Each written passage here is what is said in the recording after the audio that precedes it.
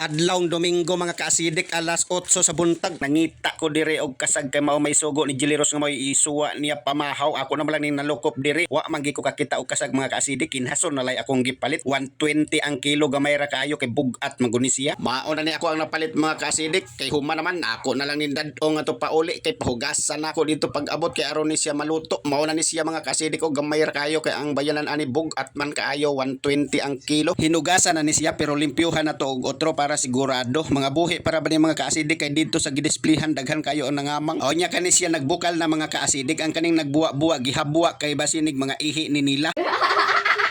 kanang ingon ana nga nagbuwa-buwa hugaw siguro ni mga kaasidik mga hinabuwa da sa ilahang bayanan o nya karon luto na sa Jiliros perting lipaya duhagol ka ganso og usa ka dagom ang gigamit niya sa pagkulit aning unod mga kaasidik lahi po ni siya og paborito kay kanang mga kasagog ang mga kinhason nga gagmay kaayo lahi po ni sa ako kay kamunggay og agbati og magkakombinasyon aw komportable na kaayo ko ni as Jiliros mga kaasidik gipaningot gud siya og higop og paspas og kulit anang mga unod